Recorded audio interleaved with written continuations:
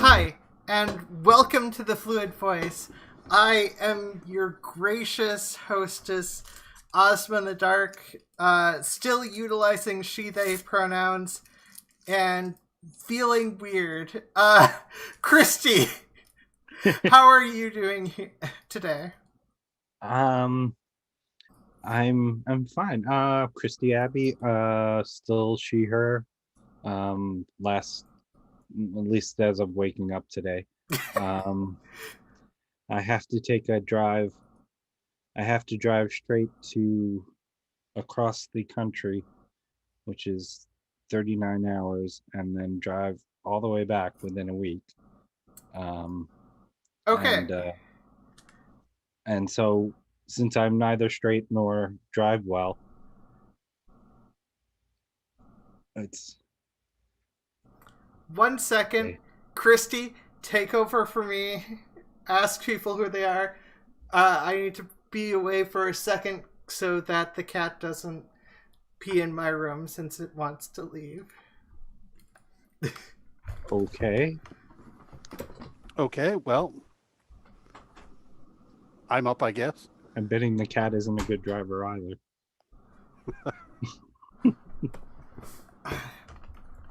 Perfect. How are you? I'm fine. I use he, him pronouns. Okay, I'm back. And our wonderful guest, the runner of the show Junkshop Library, which has entertaining atheist content and Bible breakdowns, as well as weekly. I can't think of the word for it. How are you doing? I'm doing quite well. Thank you so much for having me. I'm Junkshop, they, them pronouns. And I'm not looking down the barrel of a 39-hour drive, so I have very little to complain about, relatively speaking. I am peachy. Okay, and before we get to the topic, just a reminder, everyone can like, comment, and subscribe, hit the bell or whatever, and that sort of stuff, because the cool YouTubers do it not at the end, but before the good content. Anyway. I'll do the Samantha Lux. Go down. If you're not subscribed, go down and do it. Are you done? Thank you very much. Yeah, so today, as a topic, we're talking about atheist communities.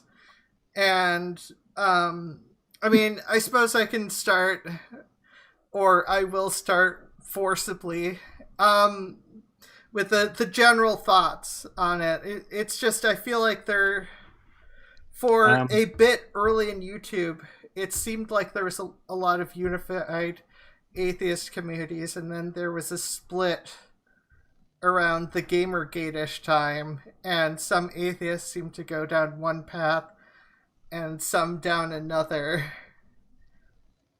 and one of those paths didn't involve good critical thinking, in my opinion.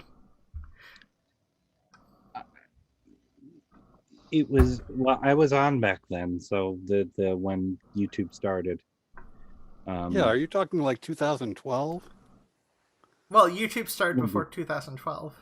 Well, yeah, I know you started way back, but 2008 I was around, so the year in, I guess.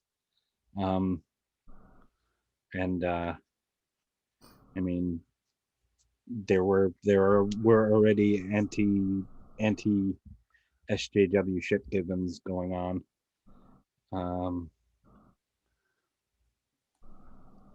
Under usually Yeah, the mask thing is not, the helmet or none of that is new. That was around for a while. What about you two? Do you have any thoughts on the original, or just atheist communities in general? I mean, I know I brought up the split, but the YouTube internet split, but if you have other stuff you want to say, go ahead. Just initial thoughts. I don't know why I'm burping so much.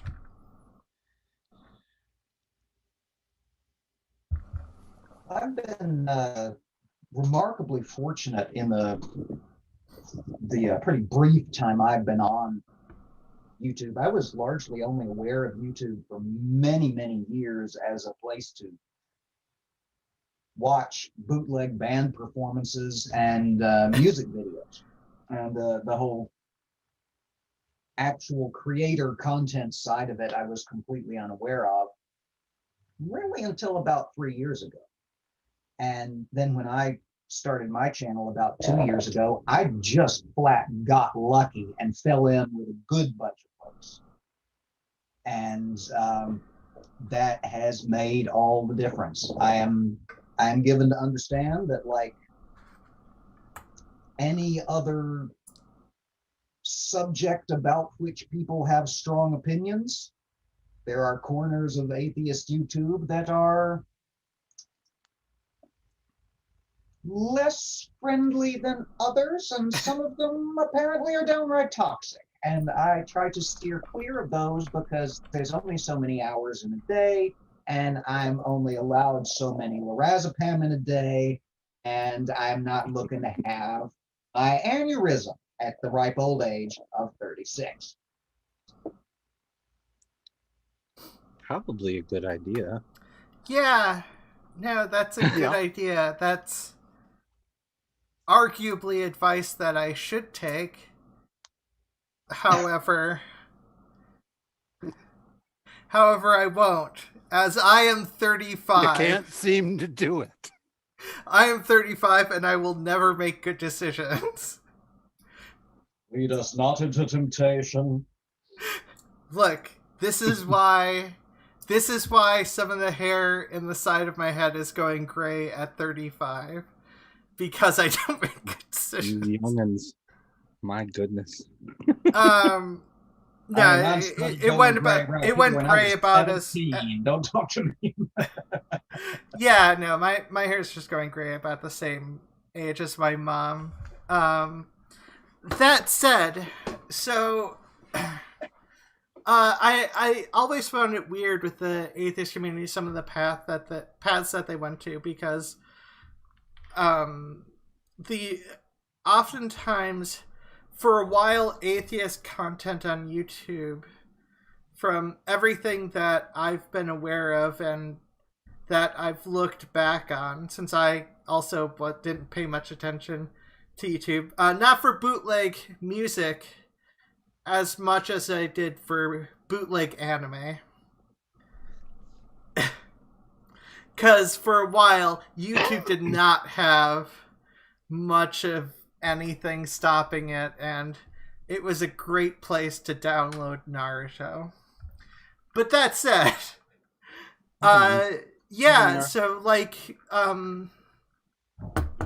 with a lot of these conversations, a lot of times with some atheist communities, when it comes to talking about religion, they bring up like some good critical thinking elements of, for determining what is accurate, because they've heard people say it before. Richard Dawkins, which Christy mentioned earlier. Actually, I won't mention much about that. I don't want to steal Christy's thunder. No, I met Richard Dawkins in 2008. So it was very pleasant.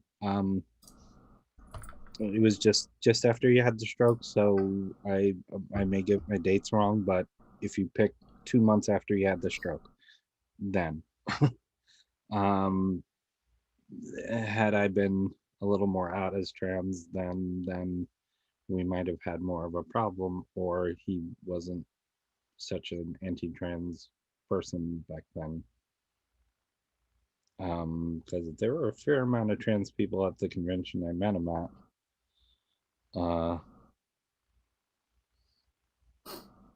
Yeah. Oh dear, now I'm going to be terribly disappointed.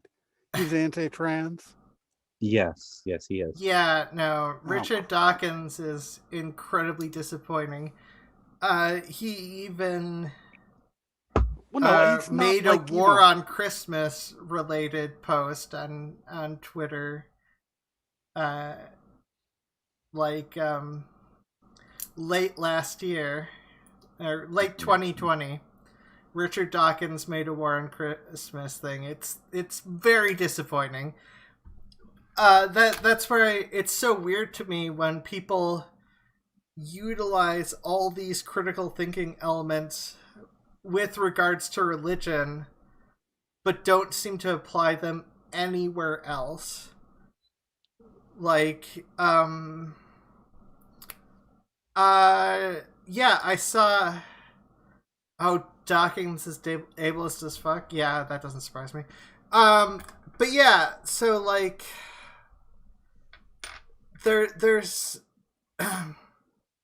Rationality Rules is a good example of this, because he did a whole anti-trans women in sports thing, but he didn't apply any critical thinking in it. It was just all a bunch of lowbrow theorizing, which I remember when that happened, and I sort of encountered the very fringes of the shock wave that triggered, and I said to myself, "Self," said I, "you don't know enough about this topic to weigh in. You should learn at this moment and keep your big old mouth shut," should Junkshop. And Junkshop kept their big old mouth shut and did not get in trouble and learned a lot. Well, the thing about it is, sports is a social event based around competition, and if you're trying to apply a bunch of vague understandings of science that are not fully utilized to try to create a perfect version of sports just as a concept, you're essentially arguing against some of the aspects of what makes sports. Well, sports are sports because people enter into competitive thing. There are rules already in place that seem to work fine, and there has been nothing that has been not competitive. And since there's nothing that has not been a competitive sport, there's no reason to change it more. It's not that complicated, but you can make it into a bunch of complicated mess with hypotheticals. It's a social thing. One of the problems when that happened, because I thought we were going to hit that a little later, but sorry, no, that's fine. When all that happened is I was fairly newly out, so and being out is a process of finding out who your friends are and who's going to stand by you. There's a lot of that, and all of a sudden, where there was a break point in the atheist community, which I had kind of counted on as a support system already. And where this and Sargon being invited to Mythicist Milwaukee, which was the other thing that happened, not too distantly related to that, where people I had counted as friends, or at least acquaintances, was it was difficult to tell friends and foe, and I don't like being in that position because I'd already left YouTube because of that earlier on in the atheist community. Yeah, well, split, when a it's split lot of atheists say Sargon isn't a true atheist. I don't care. I mean, I've actually severely never paid attention to Sargon, except when he has to enter my radar on purpose, which happens now and again because I'm friends with Christy, and I'm just saying, well, with Sargon, you were saying he went to Memphis or something. Was part of it. Mythos is Milwaukee. And that whole split over who got dragged for dealing with it, it was difficult. I mean I lost a lot of people because of that, and because of the trans thing, and they thought we were all being very sensitive about. Well, trans people are always way too sensitive about anything having to do with our identity or our ability to live in peace like normal human beings. But we are so sensitive. Oh my God, the snowflakery. Severe sarcasm going on here. Wanting to live like a normal person and just generally be let alone? How dare you? The effrontery! The effrontery. Look, you can only have that so long as you keep out of everyone's vision. And stay out of the bathroom. Stay out of the bathrooms. Stay out of any place we might see you. So that was a really rough time for some of us. And lost Seth, well, I wasn't really friends with bald guy, large bald guy, can't remember his name. Amazing Atheist?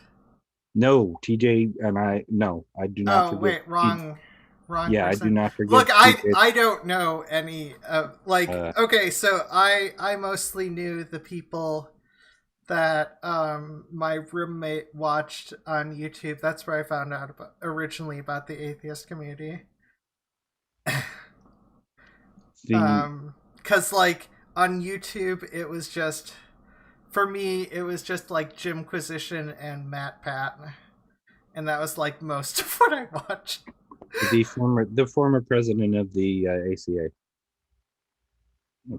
Why can't I? Matt Dillahunty? Yeah. Oh. Yeah.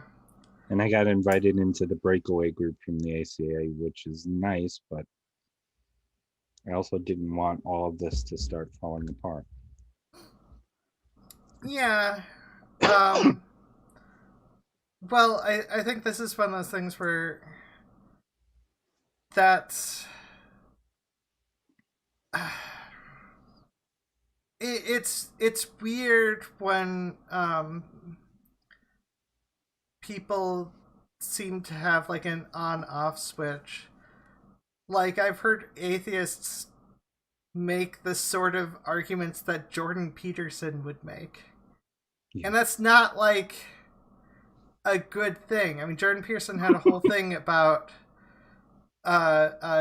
fear-mongering about a bill that was essentially not that different from a bill that had already been in place for 10 years and nobody had a problem with. And off of a hypothetical result that has never happened and might never happen at all, because the legal system involves more than just what is written on there. Usually, if you're trying to talk about people intentionally, consistently misgendering you, you have to prove that. That's not an easy thing to prove. It really isn't. that's why there aren't a lot of cases like these, and the few that there are, you look into them and you're like, oh wait, that was someone intentionally being an asshole. Like going, because there's oh, I made a mistake, and people keep making mistakes. So if someone tries to make something worse about that, like, it happens occasionally, but usually doesn't go far, because like a judge will look at that and just be like, well, they're trying their best. They weren't trying to be mean to you. They tried to do their best to not misgender you. Like, you don't really have a case here. Whereas the few times anything even remotely like that has been put into law, it's someone who's like, I don't believe that it's my philosophical belief that you aren't who you say you are, and your description of yourself is not valid for who you are. So I'm going to call you by a different name, or I'm going to call you, I'm going to say you intentionally emphasize the misgendering. Like, I know someone did I'm that. going to call you ma'am or sir a whole lot. Yeah. Whichever one's wrong. Yeah, that happened at Taco Bell once. A friend of mine was at, and she got called sir, and she's just like, I'm not a sir. And then the person just went, okay, sir, I'm just trying to be polite, sir. And it's just like double, triple, quadruple down on it. And that's different from if you're just like, if the person was just like, it'd be completely different if you know, my friend was like, or former friend technically, but yeah, was like, oh, I'm not a sir, and the person's like, okay, how would you like to be called, or something, or even just been like, okay, here's your order. Like, anything would have been better than doubling down on it. Well, yeah, aggressive gendering, which I had happen fairly early on, which it's just weird. Like, because then you end up, because it happens to cis women. It happens to my mom a lot, as I mentioned. Yeah, before. And that doesn't help. Like, it's just a crack in the elements of the English language of society, that because people have become much more interconnected and much more aware of shit, that crack becomes visible. But anyways, atheists should, back to atheist community, atheists should, utilize aspects of experts. If you want to make a good decision about the law, listen to an expert lawyer talk about it. Or at the very least, a large amount of the lawyer community, because you always have like weird outliers who end up like going against it, because you can always pick and find outliers. Generally, the majority of the legal opinion is the best opinion on a legal situation. Similarly, the experts in psychology have a good understanding of psychology and should be listened when it comes to aspects of psychology. Well, I have one quick thing, and I'll shut up. Let Junkshop talk. But Junkshop needs to get in there. But one of the mistakes people make, well, appeal to authority, they say, but appeal to authority is only a quote unquote fallacy. If it's to someone who is not an authority in the subject in which you're discussing. So Neil deGrasse Tyson, for instance, would not be an authority on chain link fence weaving, for instance. He might be. You I never know how know. to, which is something I know how to do. So, I mean, it's possible, but we have no reason to think that at the moment. We could look up and see that maybe he is, but like, so, yeah. Junkshop Library, you've been quiet. No, that makes me think that's something that I spend entirely too much of my time online watching and listening to flat Earth debunkers. You know, it's FTFE and Team Skeptic and some folks like that. Mm-hmm. And you so frequently, as soon as you say the scientific consensus is, that the planet is round, or that things fall at 9.8 meters per second, or that space is really, really big. The flat earthers love to say, "Oh, that's just an appeal to authority." No, it's explaining to you what the general consensus is not an appeal to it. Now, if I were to say Neil deGrasse Tyson said thus and so, depending on what I was referencing, that might count as an appeal to authority. But saying all of modern science, yeah, well, it's not just the same. There's a push to remoniker them as being a false appeal to authority and an appeal to false authority, to differentiate between the two different types of appeal to authority fallacies, to help people keep that straight, that appealing to an authority is perfectly appropriate. It's appealing to a false authority or falsely appealing to an authority. Those are the two things you do wrong. When you appeal to an authority, when you're misrepresenting their position and what they said, that's a false appeal to authority. Or appealing to a false authority where you're appealing to an authority who isn't an authority on the subject. Like if I was talking about sports medicine and I'm appealing to Neil deGrasse Tyson said, he's not an authority on that. Why am I going to him? We are dragging Neil deGrasse Tyson all of a sudden. Yeah, Neil deGrasse Tyson is really cool. Nothing. We are just listing off all the things that he's not, and watch him be an actual expert on, underwater basket weaving or something. I don't know. Einstein on bees. That's the usual, Well, yeah. The problem with the reframing or explaining what the aspects of appeal to authority actually means, while that is good, unfortunately, when people accuse you of doing an appeal to authority fallacy, they will just go and be like, well, it's called appeal to authority, so therefore...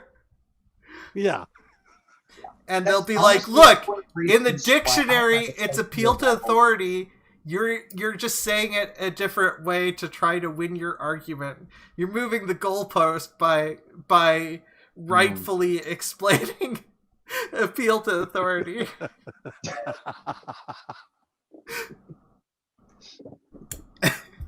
I'm from Buffalo. We don't move goalposts here.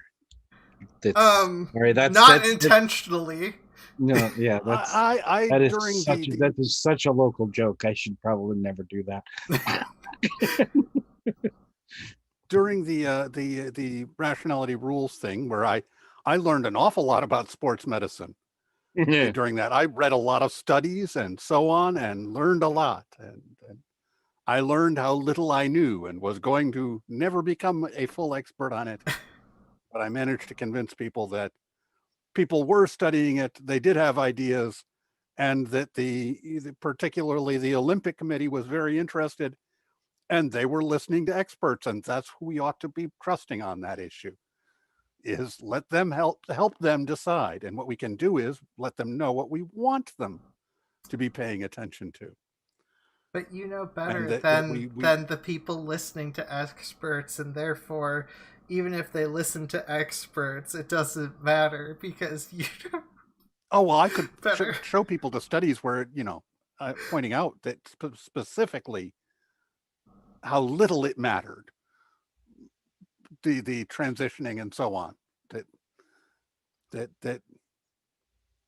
But anyway, I also was on the other side of arguments where in text arguing with people who were saying that if someone was transitioning and they were trying to keep their faith while transitioning and they were having a hard time with that, if atheists were not helping them, then they were not allies.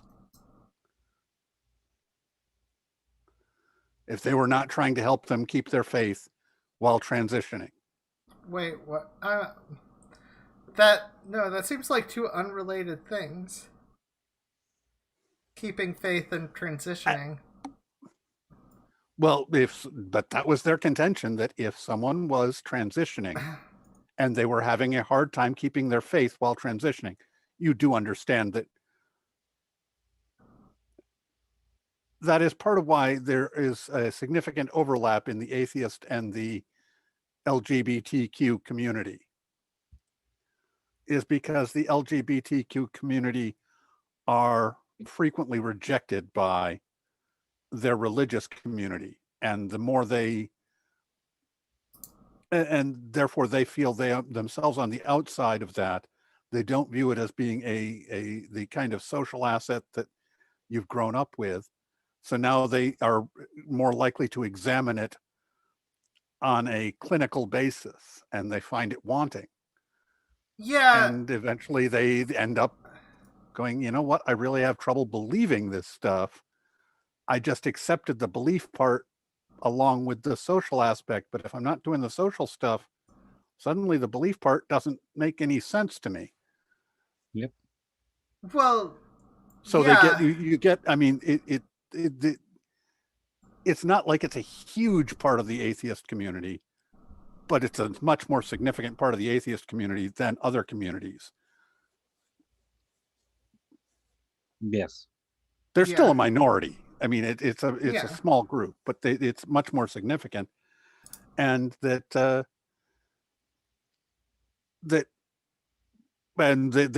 argument was that if someone was transitioning and that they were having trouble maintaining their faith during that, if the atheist community was not turning out to try and help them maintain their faith, then they were not an ally. And I was like, I think you've got awful high demands on that ally thing. I don't recall the atheist community in specific inherently being an ally or not an ally. I think it just depends on the situation. I think that thing just needs to be. See, here's the thing. I from an ethical point of view, I tend to care about what causes the least harm, and like I would probably try to frame it that way in terms of what makes the person what aspects make the person happy, but that doesn't involve reinforcing faith or going inherently against it. It's just I would try and show them towards someone who would be able to shepherd them and help them keep their faith. But that's just the humanist side of me. I mean, it sounds terrible, but I mean, I don't hate them and think that they need a brain bug like religion or anything like this. But I'm going, they don't need to deal with all the trauma of the world in 1 year. Let's just let them parse it out and deal with it in their lifetime as they like. Right now, they're transitioning. Let's let them deal with that. Well, yeah. Um, yeah. Although, yeah, back to. I don't even know what else I was going to say about the atheist community split. I feel like there's something I was forgetting. Someone's going to have to point me to whatever dickish thing Dawkins did. Oh, he did honey, it's a list. Fuck, I forgot all the things. He did like a whole war on Christmas. Just go to his Twitter. Rant. The man's too old for Twitter. I'm sorry. I mean, so it's one of those things where, when it comes to Dawkins' tweets, sometimes he tweets something I agree with, and then sometimes he follows that up with the most batshit awful tweet. Yeah. That you're just like, why are you talking like you're an announcer from Fox News? Sort of like a broken clock is right twice a day. Seeing Richard Dawkins and eugenics both trending simultaneously was not what I was expecting when I turned on the Bird app this morning.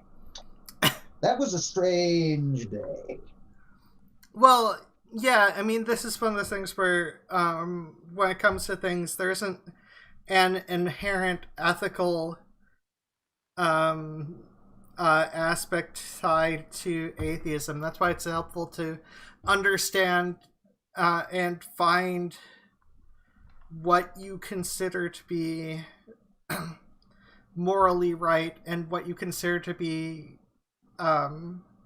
morally abhorrent, because otherwise you're just doing it like the traditional reactionary.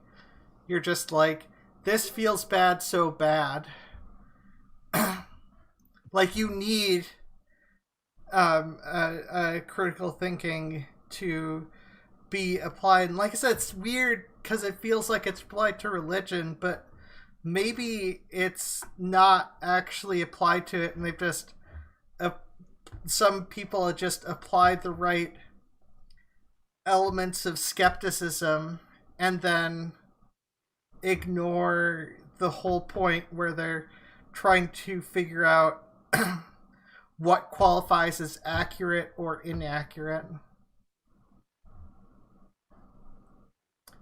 But then again, they talk about scientists being accurate, so I just totally don't understand.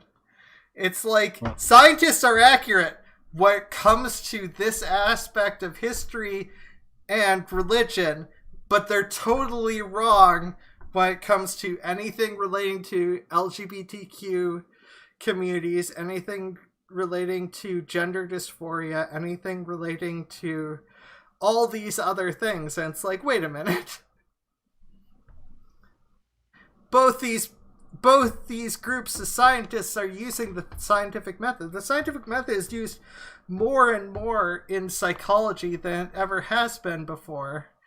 It's not like a bunch of people making shit up off the top of their head.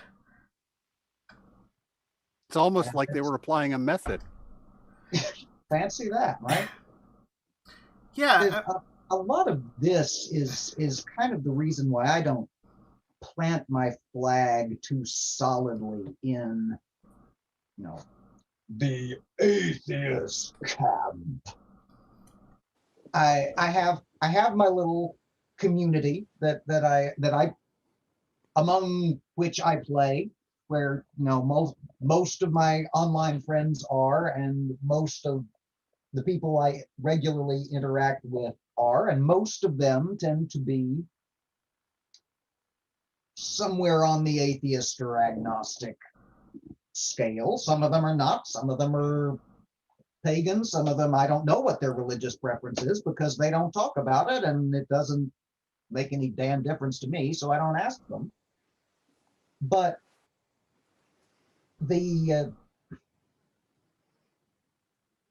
I think it's so very easy to get caught up in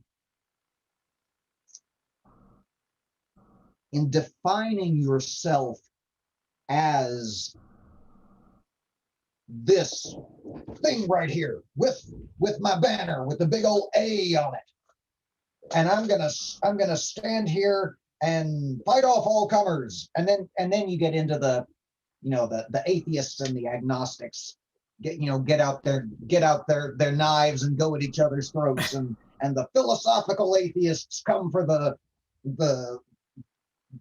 what would be the opposite of philosophical? Social. And social, yeah. And I just don't, I'm not smart enough for the philosophical arguments, and I don't got time enough for anything else. If absolutely pushed, I tell people if I have to identify as something, I'm an anti-Christian. Because Christianity is the thing that I see doing the most harm in the communities of which I am a part right now. I mean, so that's the target I can see against which I can fight, and anything beyond that, it doesn't too much matter to me right now. I've got enough balls in the air.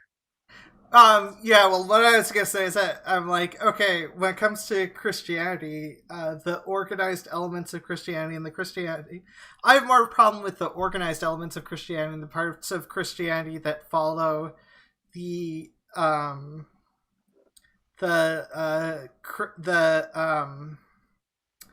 capitalist propaganda, because in the 30s that spread throughout Christianity, because Christianity was more of a socialist, try to value people a bit more, although the Catholic Church was still awful, and there's a lot of awful stuff in Christianity still, so I'm immediately walking things back. No, I kind of get that.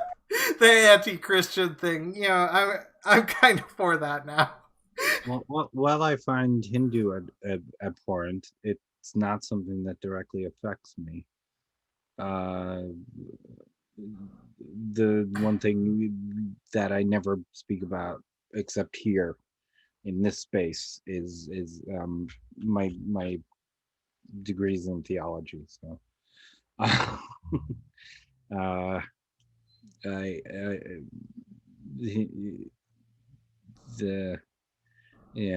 see. I'm not going to say the name of the big book, but the one the Bhagavad Gita is part of is just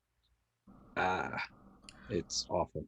Well, the thing about religions is not all religions follow every aspect of the book, and then and then religions sometimes, Christianity definitely doesn't follow much of the book, but only the worst parts.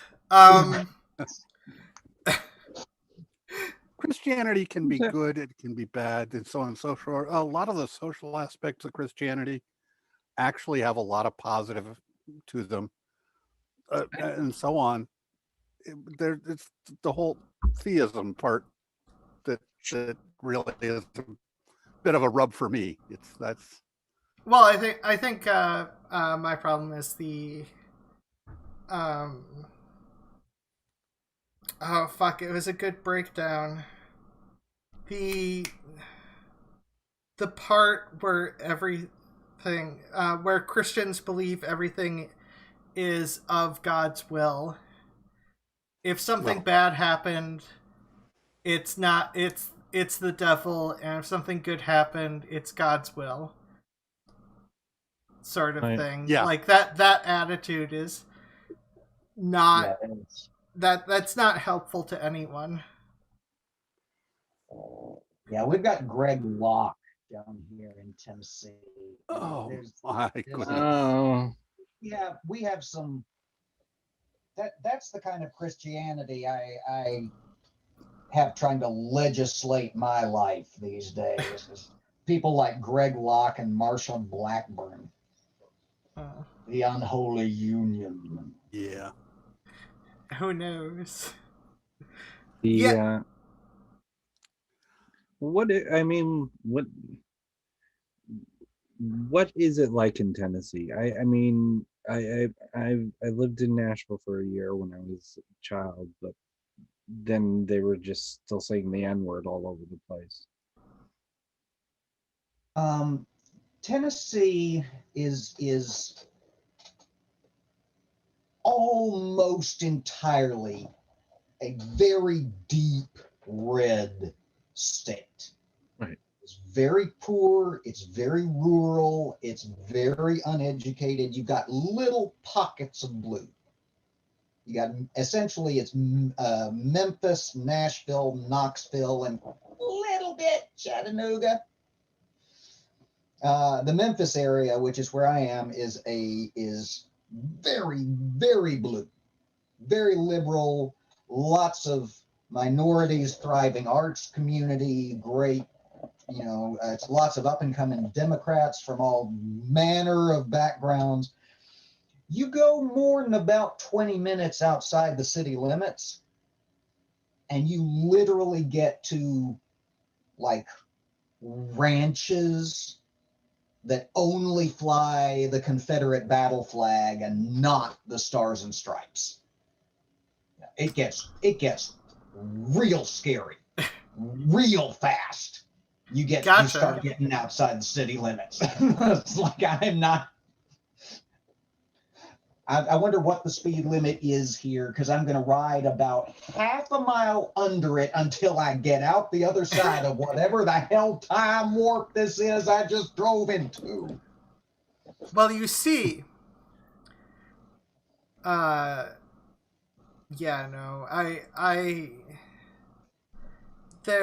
is so much.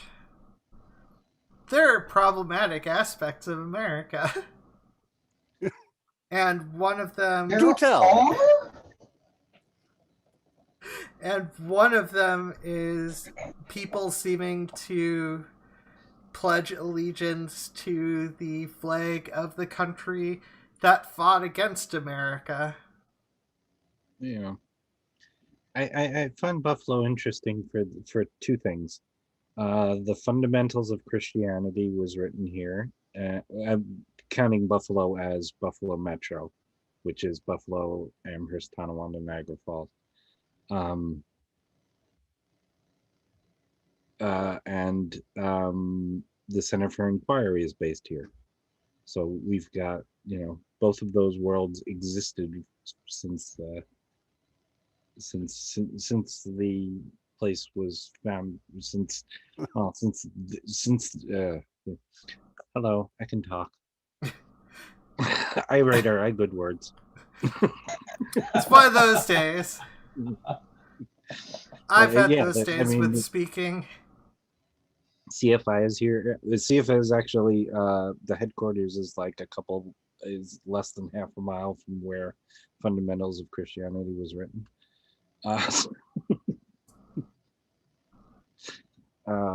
Also, with those extremes there, does it sort of balance out? Do they? It's an interesting place. There's one house right outside of the city limits where it's a very long farmhouse where the entire roof, and because snow, we have the high steepleders where the entire side is a Confederate flag. Oh, wow. That's just outside of the city limits south, because of course south. Naturally. I was fully expecting you to say that it said Sea Rock City on it for a minute, but that would have been funny. But that's terrifying. That's absolutely... wait till no, I was gonna say I have such a mixed thing, because I live in Minnesota and I've lived in the city and suburb, and that's been pretty cool for the most part, although we did always know that the Minneapolis police were racist as fuck. Here in Minnesota, I heard from a St. Paul police officer about being concerned about how racist the Minneapolis police officers were in the 90s, I think, or early 2000s, somewhere around there. But yeah, and for whatever reason, I have the most left leaning relatives in Wisconsin. That said, Wisconsin is also the state where we stopped at a diner and my older sister noticed the person who served us had a swastika tattooed on his hand. So that is my Wisconsin. Mixed bag. I got really good relatives who are really nice about me being trans and just everything. They're just super nice. But also there are Nazis in Wisconsin. Both Timothy McVeigh and Joyce Carol Oates are from here, so make of that what you will. But yeah, yeah, no, it's totally it's interesting because I never associated. It's hard for me to associate rural stuff with conservative stuff because I've got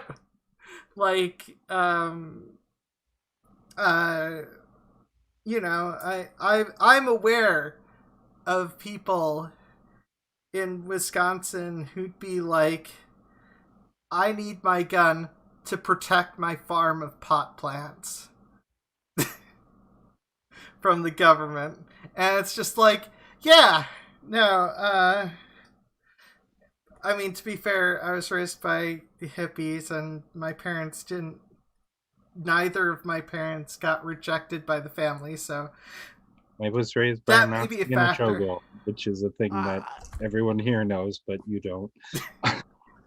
I can understand going, I need a gun to protect my farm of pot plants from other people who want to come and smoke it. But from the government, that really doesn't make any good sense. You do not have enough guns. Look. The government's going to have just a couple more than you do. Well, yeah, but they're not going to send all their people after one person. It won't send all the best people. So that's why.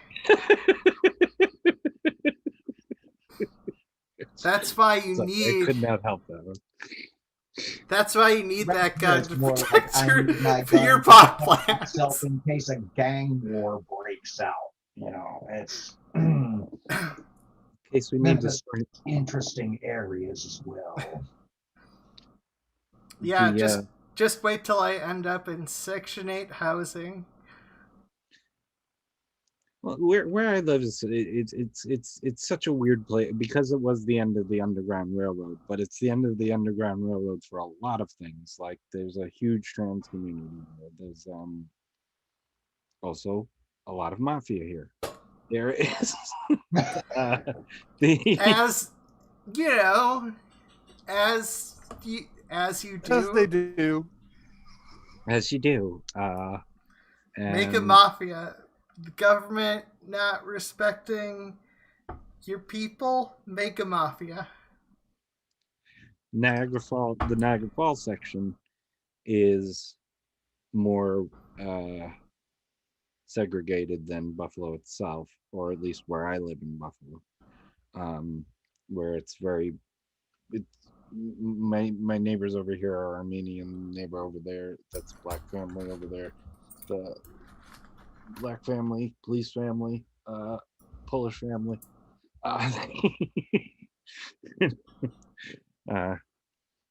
and you know, Oof. very, very, very leftist. They threw a party for me, sort of, when I came out. Oh, that's good. I was thinking about the anti-Polish discrimination that I'm aware of also in America. That's not here. Sorry. There's a huge this is the second largest amount of Polish people in the U.S. Yeah, I know. I just know one of my friends' mom not too happy about finding out that she wasn't actually mostly German, that she had a lot of Polish in her. My ex-wife is German and Polish, so That's surprising. she Yeah, conquers, no, she it's... conquers herself every other week. Oh my God. God damn it. But There yeah, are more Polish nationals in Chicago than in any city in Poland. so we've reached the Yeah. point where we can go off topic anyways, kind of although did. sometimes we try to move things back to the topic because we haven't talked about it enough. That said, I think we ended up mostly in agreement about atheist communities. I mean, I'm quick to forgive, as you all know. So there's some people that I will think never. that TJ, I'll never forgive, but a particular shit gibbon that was my personal bête noire has turned into a fine trans activist. You know, when she But came watch out out, and all the then but got all canceled a lot. but all the anti-LGBT people who are talking in Britain are talking about how all the trans activists are trying to take away the sex-based rights of women.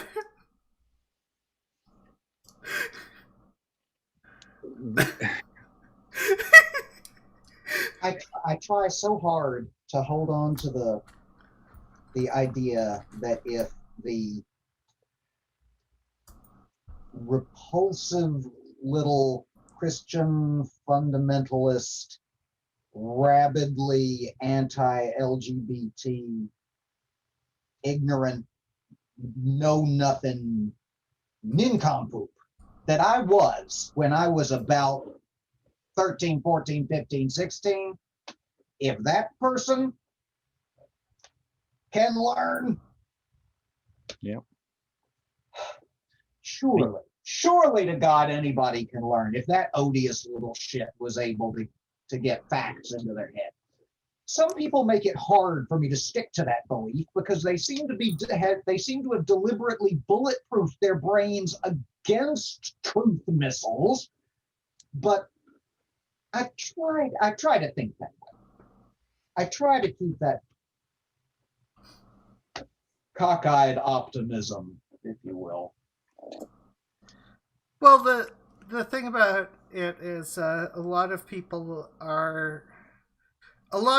believe things for different reasons, and some people at their core it's an emotional belief. Some people are just trying to do what's best to survive in a meaningful way. Well, I mean, I used to buy chick tracts, so I used to buy them. So Oh wow, in that's various wow. I I'm don't sorry. talk- I'm I don't sorry talk about I- your poor taste a while ago. I don't talk much about my Christian stuff, but I try and keep the good things from it. The being able to forgive. I mean, except for TJ, who I'll never forgive. But you know what? But that's personal. Yeah, I mean there's on an emotional level, you're not required to you're not required to forgive everyone that you're around. That said, it's what forgiveness is a nice thing, but not a required thing.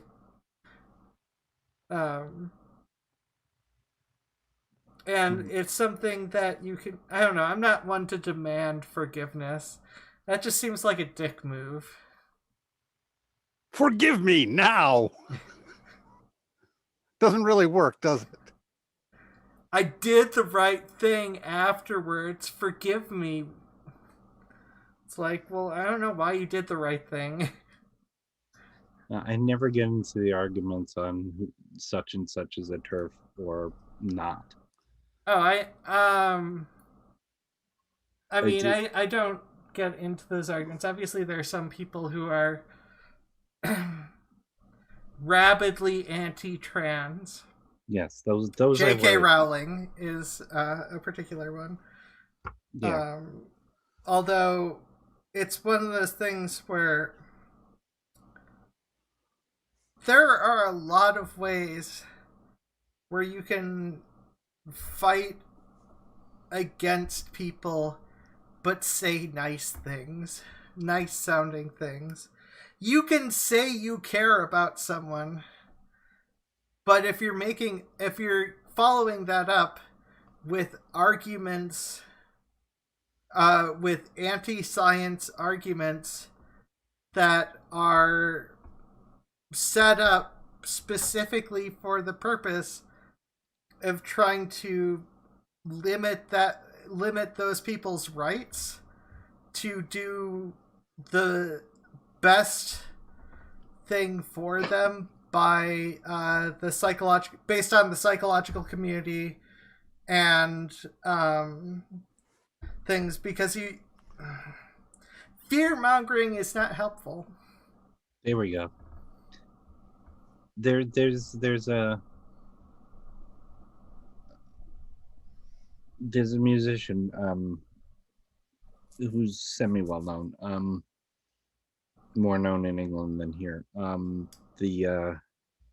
who is an ally and had a brief turf stint, but people don't take the before and the after when she understood what was actually going on, because there was no particular reason for her to know what was going on, other than the pure surface of it.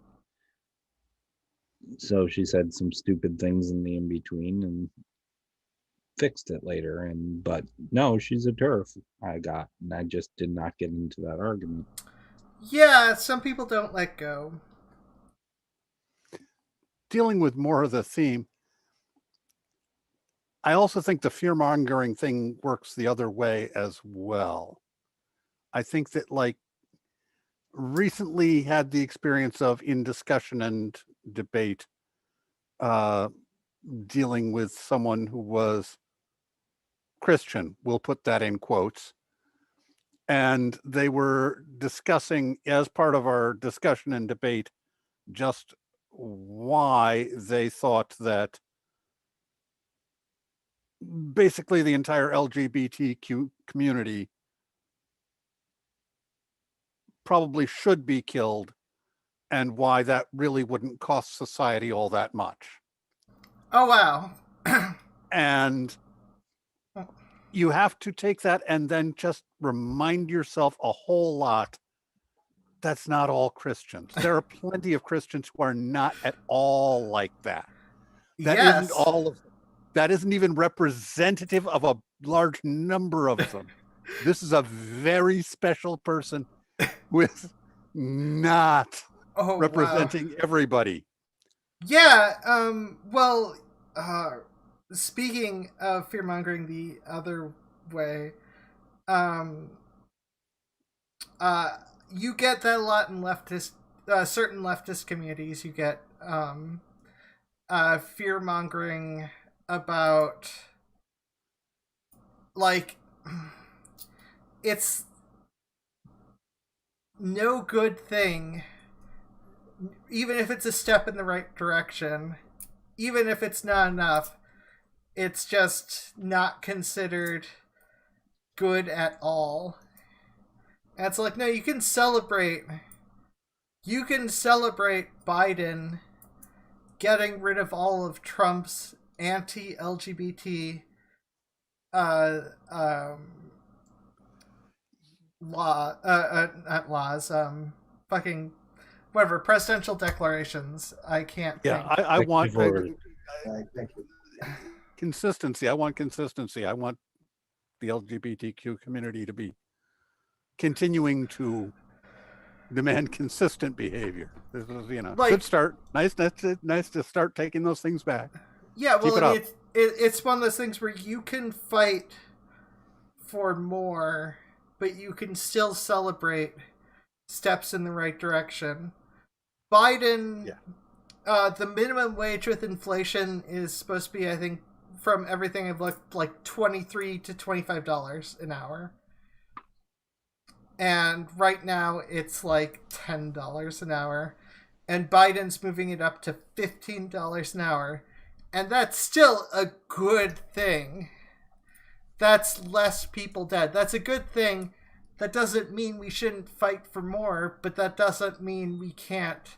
That also doesn't mean we can still celebrate a good thing. You can be like, hey, that's a really good thing that Biden did. Now hand us another. Yeah. Sorry, I immediately pictured that with a gun to Biden. It's just like, okay, hand over the rest of it. Well, that's a conversation. Right now it's $7.25. Ooh. Yeah, I forget how much it is because it's very state by state too. Yeah, I think it's It's a little higher. Yeah. I think it's like $9 something in Minnesota, $9 to $10 currently.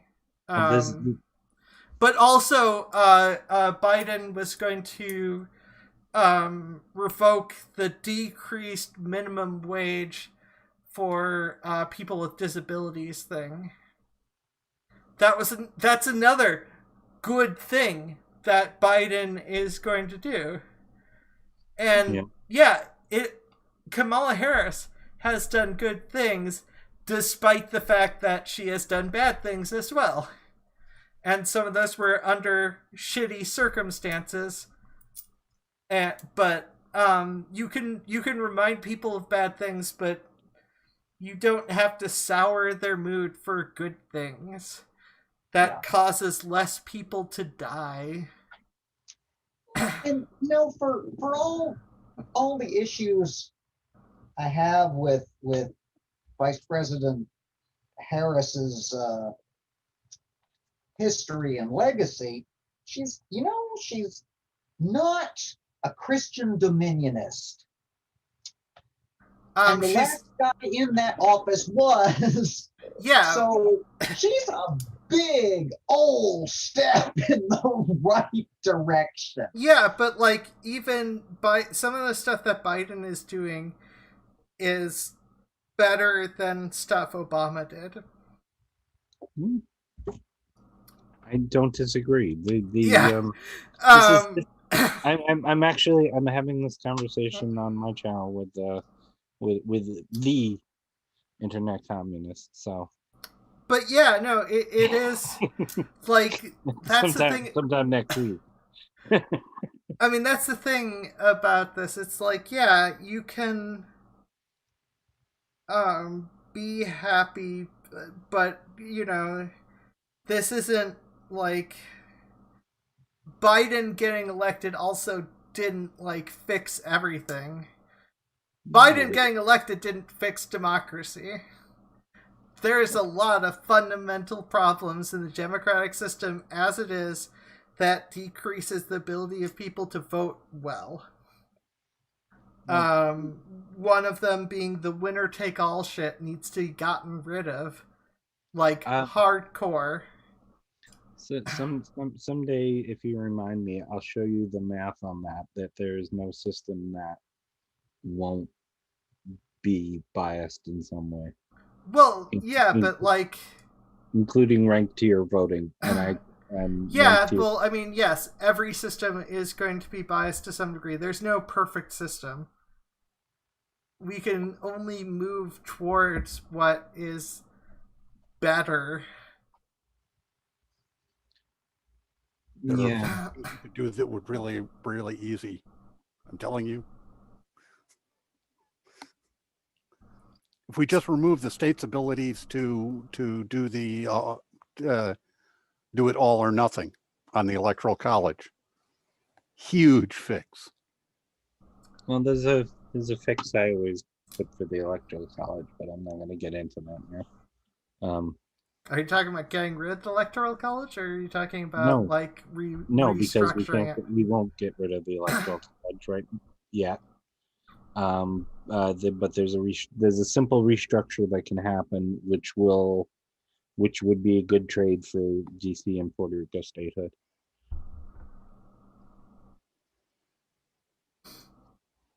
Fixing some of these cartoonishly gerrymandered districts would go a long way towards fixing certain issues as well. Well, yeah, but also getting people who went to jail the right to vote, and not having it take away their rights. Like, there's a lot of things that need to get fixed. That said, obviously, there's only so much we can do right now, and violent revolution is a bad option. Yeah. Yeah, we learned that, didn't we? Wait, from which thing? There's so many things. There's so many circumstances where we should have learned that. Which one? The Violent revolution is a bad thing. The people who are more likely to do violent revolution are people who are violent revolutionaries. And so those are the people who did that to, I don't know, install a monarchy, I guess. I have no idea why they did it. Trust the plan. Well, the thing is, oftentimes there isn't a plan. It's just in the moment. They're caught up in the moment. Yeah, I mean that. How it is. Sometimes you break into song. Sometimes you storm a capitol. It's, your emotions run high. You know how it is. Oh, I know. I mean, I'm queer. Sometimes I dance. Sometimes I attack. No, it's just an interesting Attack thing. the power structure. Where it's just like, wait, what? I said sometimes I'm queer. Sometimes I dance. Sometimes I attack the power structure. Depends on what song's playing, really. Oh, okay.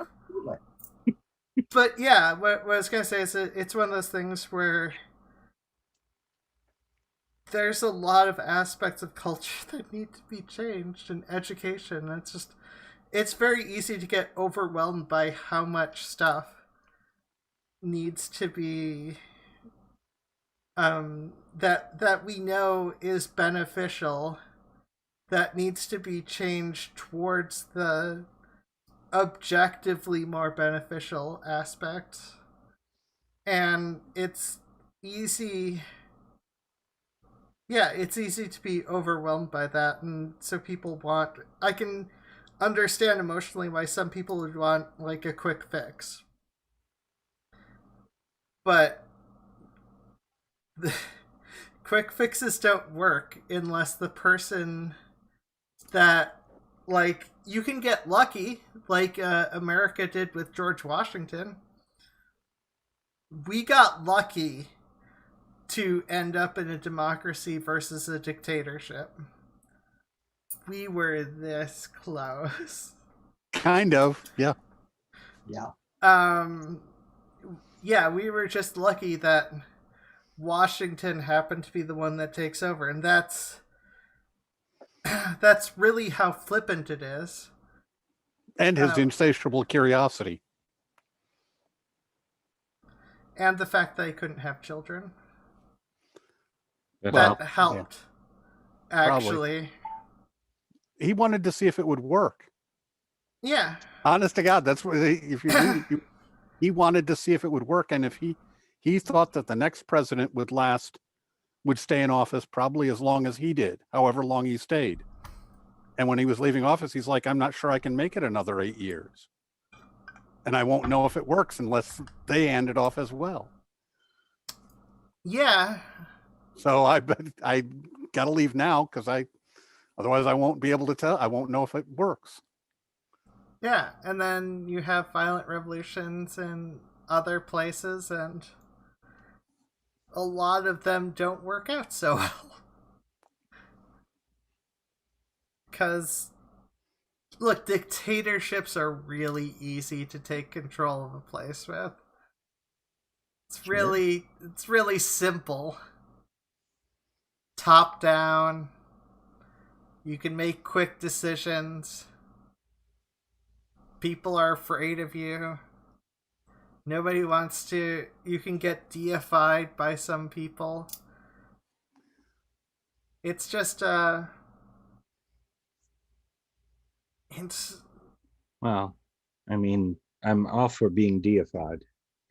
Yeah. Well, yeah, I mean, you would At be a least a good little. choice for Yeah. dictator of America, Christy. I'm a goddess after all.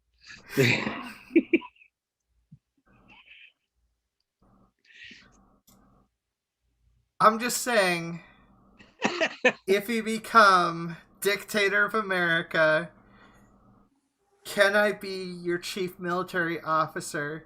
Look, I'm slowly going gray on the sides of my head, so that works really well for the look for a military officer. So that's... I mean, either that or Mr. Fantastic, I guess. Look, I mean, yeah, but I can tell that's the way my hair is gonna go gray, and that's not necessarily the best thing.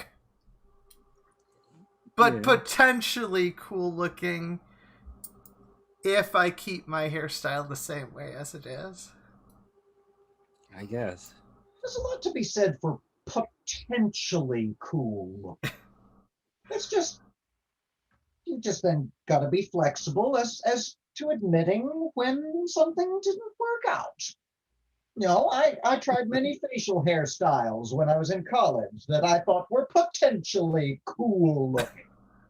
And I was correct in that they were potentially cool looking. Were they in fact cool looking? Hell no! And I recognized that and got rid of them and did something else instead and tried to have as few pictures taken as physically possible and those destroyed. Had to undo the Fu Manchu, huh? More than once. Oh. Oh, I am Junkshop so don't sorry. learn every lesson right the first time around. Sometimes it takes a couple of times for it to sink into the old noggin. Look, Sometime I'll put up a picture of what I used to look like. I will never put up a picture of what I used to look like unless I already have, which I have probably on Twitter and almost definitely. But that being said, there's a period of time that I need don't to find a picture of me as a fledgling. I've got a picture of me, a picture or two of me as a kid that's probably floating out there somewhere, and I try to avoid the late 20s was the worst time for me for looks. It's really not happy and the worst in most out of shape.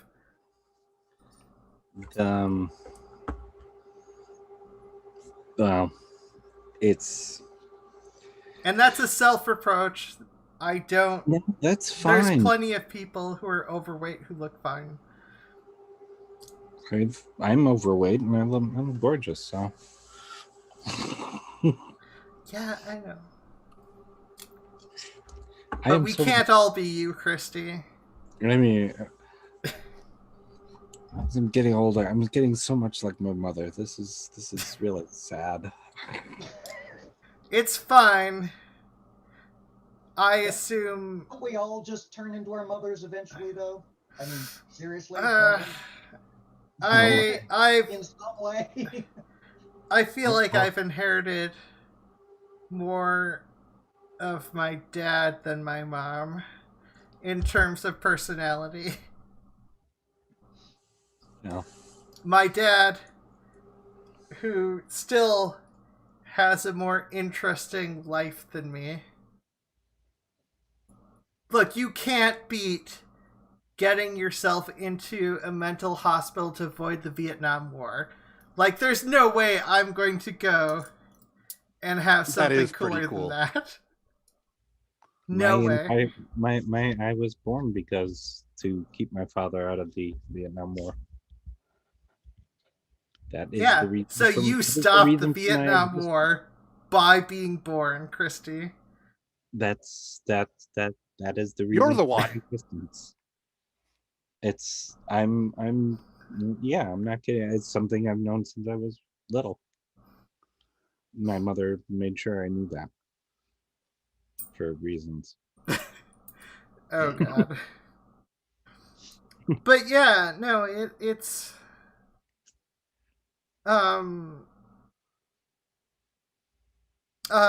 back to the atheist community, which I'll randomly blurt back to because I had a thought. And that thought creeped into my brain. How much of splits like what happened with the atheist communities in online, how much of the splits like those are inevitable when it comes to a community?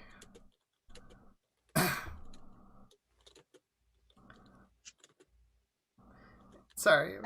I think if you've got enough strong enough personalities gathered together in one place, that's only going to be sustainable for so long. You know, as not everybody is going to be pointed in exactly the same direction on every single issue, united around 12 common goals and 95 theses, and all going in the same direction in their big metaphorical boat. And I think at some point it may be inevitable that at some point somebody's going to stamp off and set up the Second Baptist Church right across the street from the First Baptist Church. And people, a person's a person, no matter how small. And it does not surprise me in the slightest when atheist or pagan or Wiccan or secular humanist or scientific or whatever communities splinter in similar fashion. Well, I think it just is going to happen, and exponentially more so the bigger the group gets. Well, the largest faction of the Methodist Church is now splitting in two. Yes. Which was, officially splitting in two. They've been for a couple of years. But. Yeah, those fault lines have been growing wider and wider for quite some time. United Methodist in name only for a long time now. Yeah, I couldn't remember if it was United or not. And I'm like, should I say it? No, because I may be wrong. But yeah. That's the community I was raised in. I've still got some roots in that soil, so I still hear some of the juicy gossip. First Methodist here, so. Yeah. Although I wound up, my end point was Mormon, so.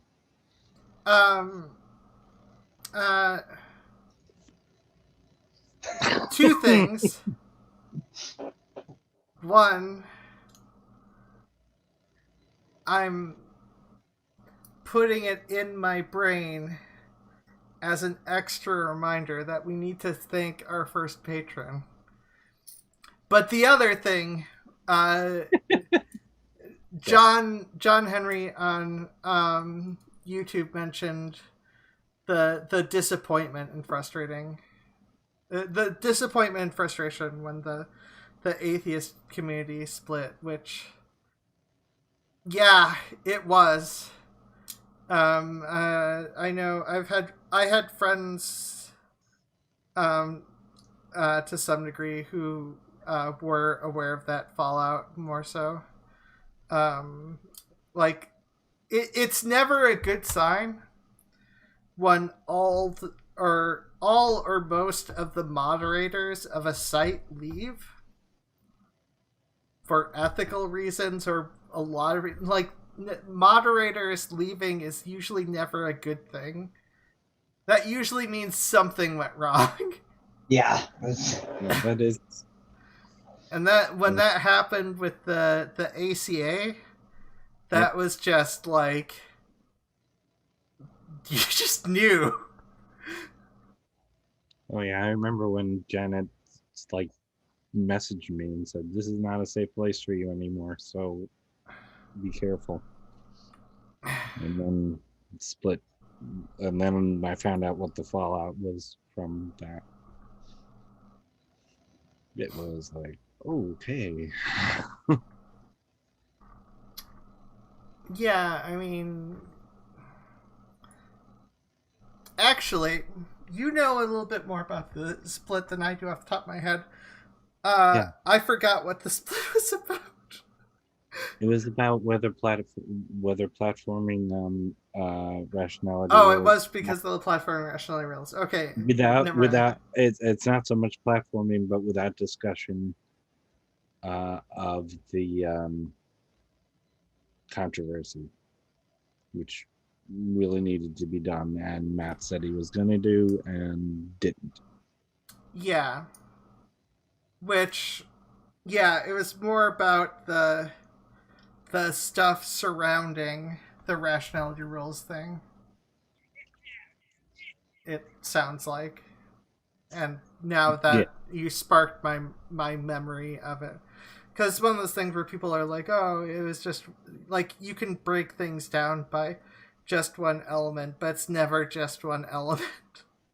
Usually when things break apart, there's like a ton of different things, because usually people keep doing things that they're passionate about. So when things break apart, it's usually like that was the last straw. There was a whole bunch of stuff that led up to it, and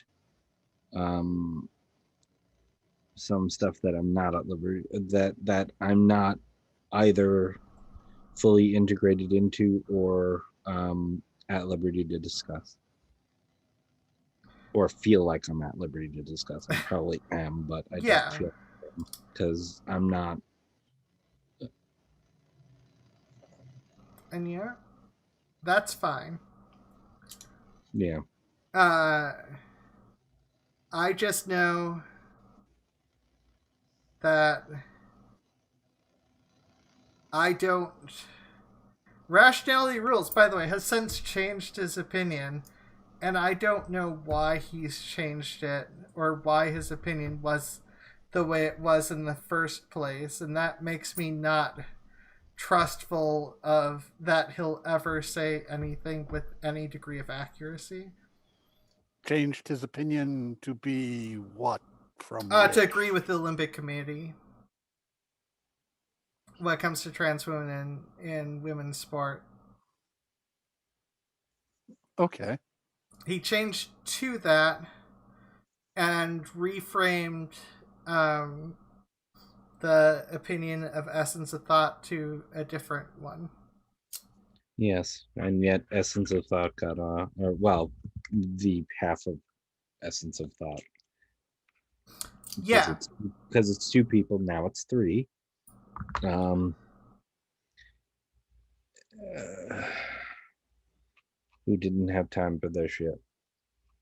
Yeah, and goes too far sometimes too, and I've said that to them myself.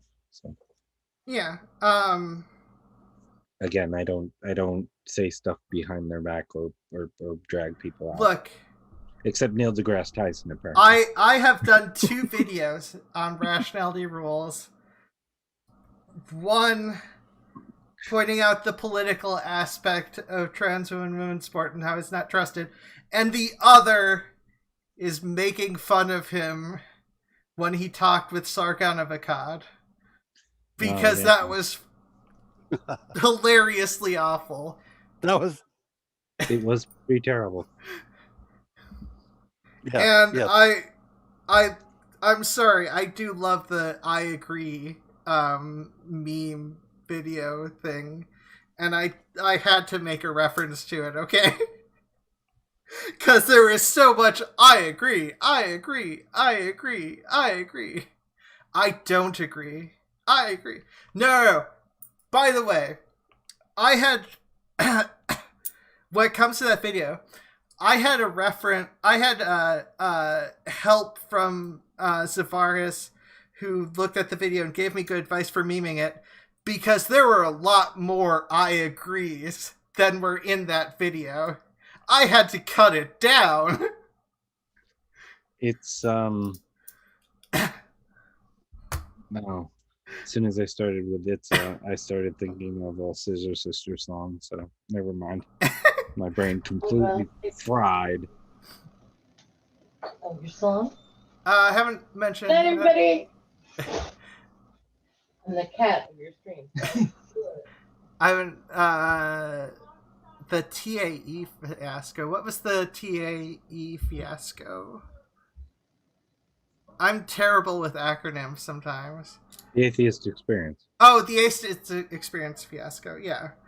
The last I heard, rationality rules was that's the ACA thing. Yeah. The last thing I heard was the rationality rules, Sargon of Akkad. Where Sargon of Akkad, see, that's the other thing I hate, because Sargon of Akkad pointed out that rationality rules had changed his opinion, and rationality rules denied it.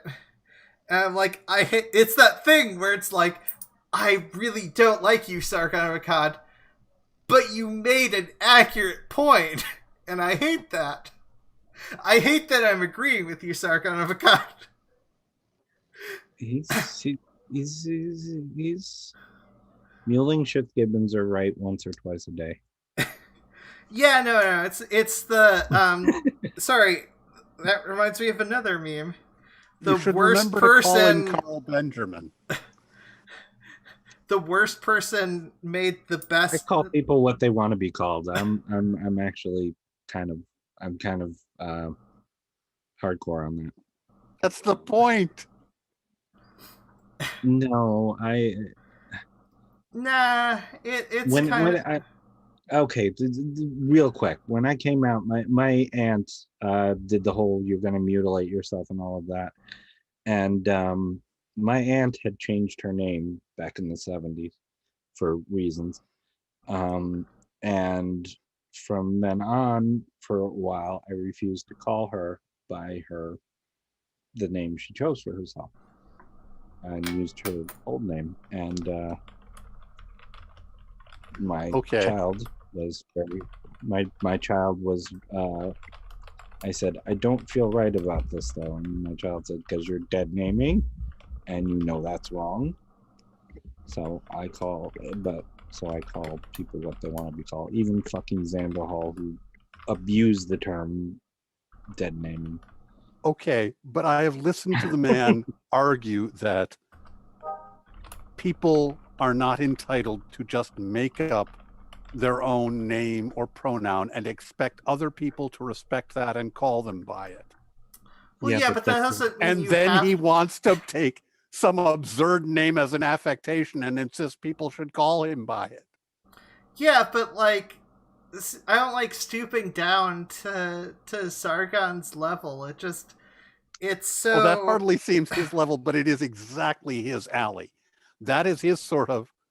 Yeah, but I mean, that's the thing. Confront you with your own hypocrisy. Yeah, but like, that can also be used against you. And Sargon is definitely the type who would use that against you, as you don't actually believe what you say because you... Actually, that's too smart for Sargon. I take that back. He wouldn't use that. But I'm saying, if I were of the other opinion, I would use that against you in an argument, because that's the thing. this is where it kind of helps to be clear about the positions that you have and to distinguish yourself, and then people break things down into sides. My morality is not dependent on the other people's morality. Yeah, I know. Same, by the way. But yeah, it's one of those things where people break things down into sides, and obviously it's hard not to want to be the nicer person, but at the same time that doesn't mean not fighting for important stuff. That doesn't mean just like there are so many other things you can insult Sargon about. I'm not trying to insult him. Well, I'm just then trying why to are you confront trying? him? Because I'm trying to confront him with his own It won't work. hypocrisy. Yeah, but that's almost never people see that and they get if they get upset, they're not going to listen to what you say, and if they It's not about upsetting. It's about confronting him with his own hypocrisy, that he doesn't think that people get to choose things like their name or their...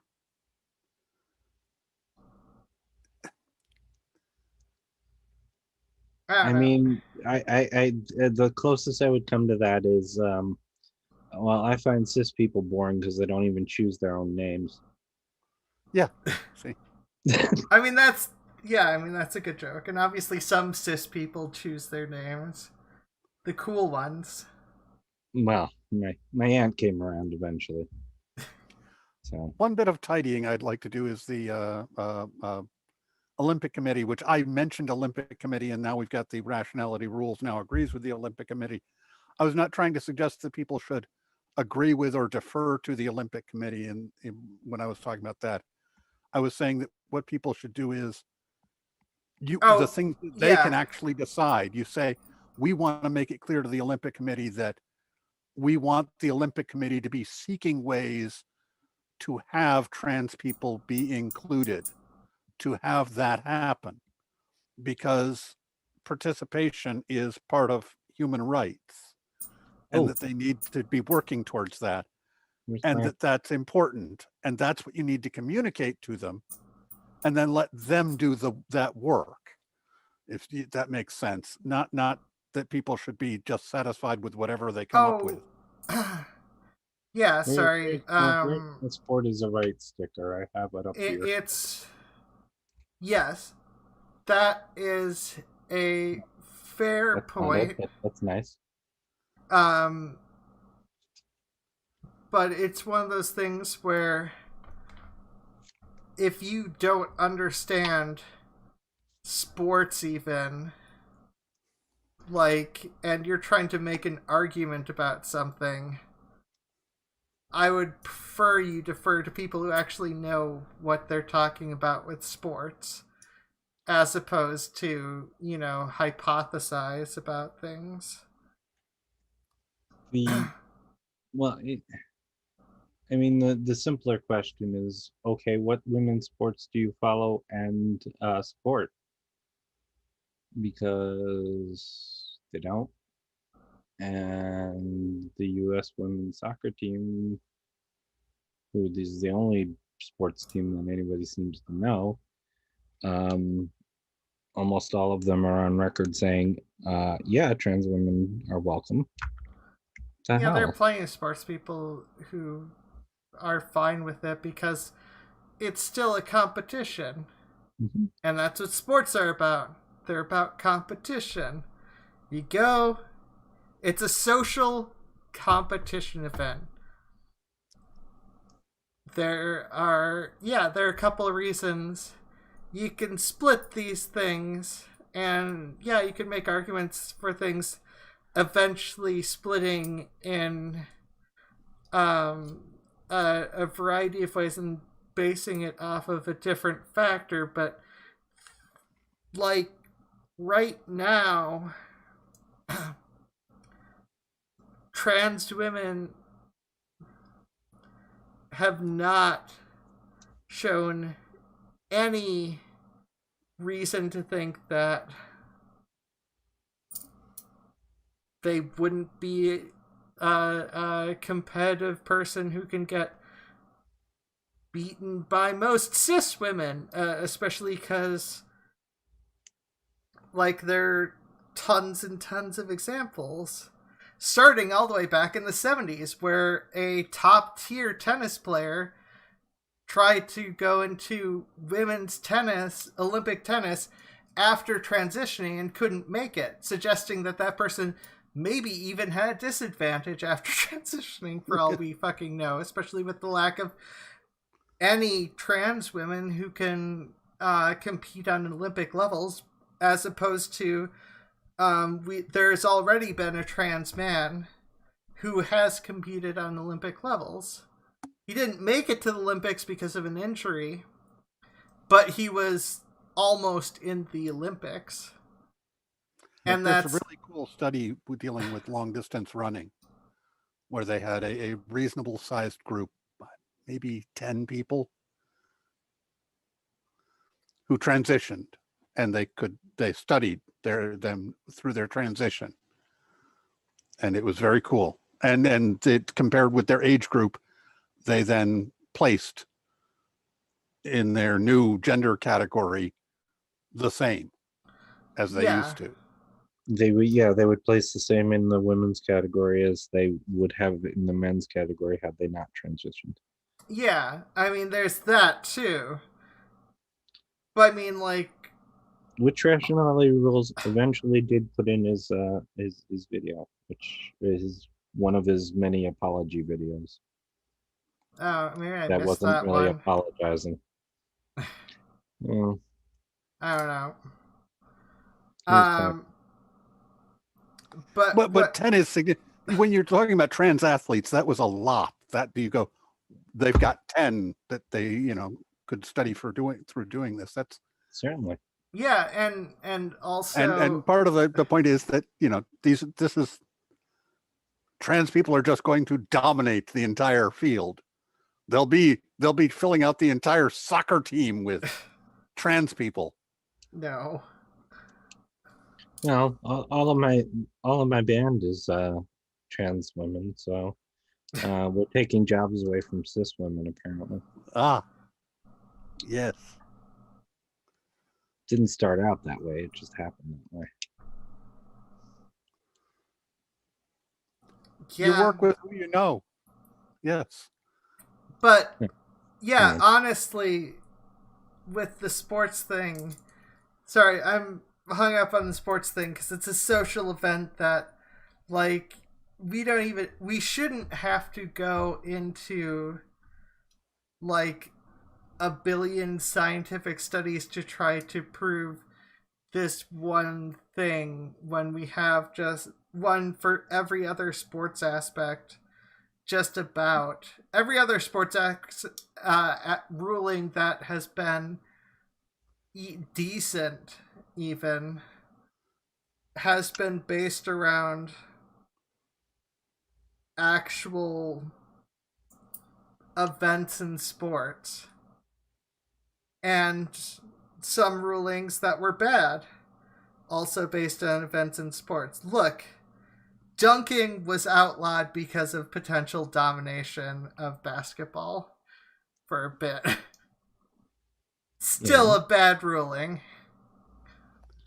The Junkshop, have we been kind of eclipsing you with talking? No, it's fine. I've just been very intently listening. I know there is that's not true. There are very few things in this world I know less about than about sports. You go from there to sports medicine, to trans issues within sports medicine. We're talking a subset of knowledge I have none of yet. Sorry. So I This was is like, why. This is why it's I important for me to listened and bring I things learned. back to the original topic. I'm sorry, this is my bad. No. Of atheism. Yeah. I find it amusing in the atheist community. I was supported by women by far, far, far more than men when I came out, and especially in the atheist community, it was almost like it was a split. And that was taken over by men. I mean, there are a number of them. I don't want to. I don't want to No, throw I just everybody wanted to under the be. bus. Sorry, I was being bratty there. I don't want to throw everybody under the bus. Stephen Law is still.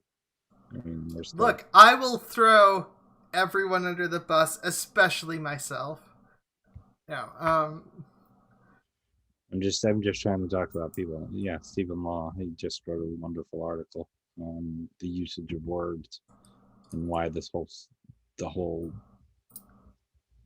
singular or that the whole trans women aren't women thing is stupid because it's. Sorry, I Because it's That- stupid. Does there need to be a why? Hold on, Stephen Law. Stephen Law has just called me. No. No, it's the one. I have like 3 books that are right next to me at all times. One of them is a Stephen Law book. Anyway.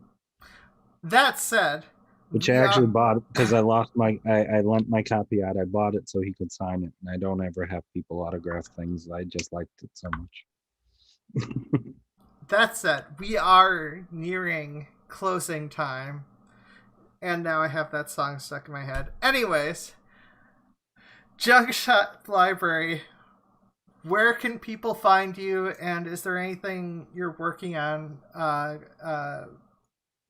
recently or coming up soon that you want to promote? Well, I'm on YouTube as Junkshop Library. I'm on all of the various medias social under that same name. The big thing we're doing on the YouTube channel right now is I've started working my way through the Book of Mormon, which I had never read. Oh. And, just literally started at page 1, verse 1, and started reading my way through it a few weeks ago, and it is beautifully bizarre. Yeah. I was absolutely unprepared for how bonkers this book is, and I am loving every minute of it. We do that at 6:30 Eastern every Saturday. Nice. Perfect. It is really dull though. I look. I mean, the prose is dull. The story is out there. It's much like Frank Herbert. Perfect. It is. Where can people find you? Comparison. I have I have the Rumpus Room Discord, and I do this. And apparently, at 6:30 on Saturdays, I'm going to be watching Junkshop. Yes, it'll be worth it. Yes, this channel is very much. Their channel is very much worth it. Excuse me. Christy, where can people find you, and is there anything you want to promote coming up? No, I'm still working. I am still working on a particular interview, so we're having some serious scheduling problems, which is the only reason it hasn't happened yet. I can't even promote that. Darn it.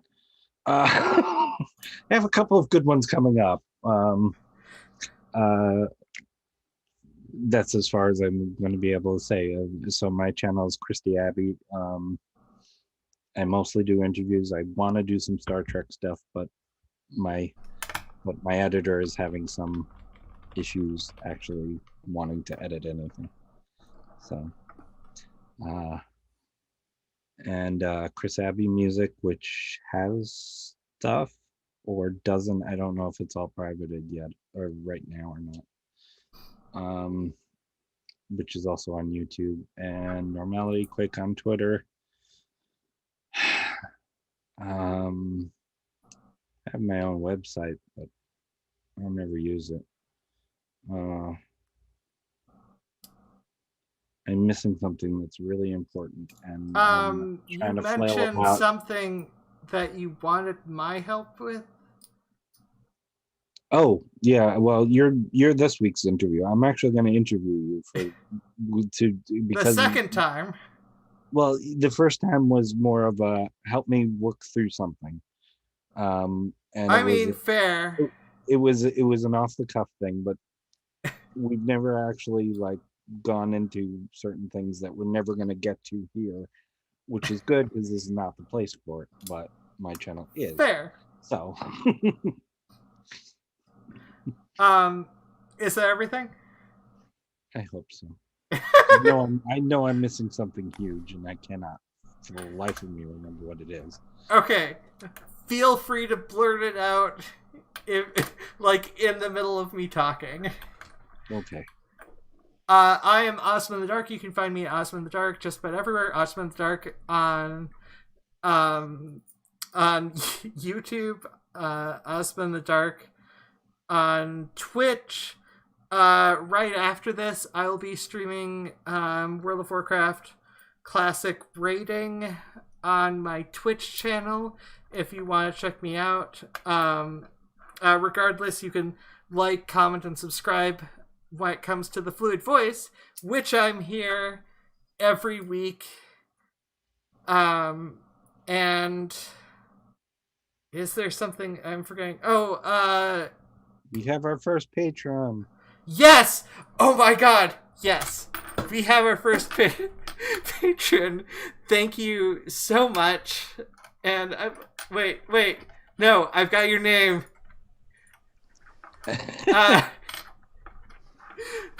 Thank you so much, Primrose. Thank you. It's Primrose Lane, yeah? Yeah, Primrose Lane. Thank you so much for subscribing. We'll figure out how to split that money and actually acquire the money later. Thank you so much for the thank you for the Patreon. We do genuinely appreciate it, and thank you very much. And also, we're still doing LGBTQ runs here, and I am doing something with Sophia for the Holocaust Memorial on Sophia's channel. So you will be able to find me there as well. So now I'm worried about forgetting something. Oh, Talking to Nothing on Twitter. Bam. Oh, and OzmaInTheDark.com. Oh! And Your Voice Matters. Close. What?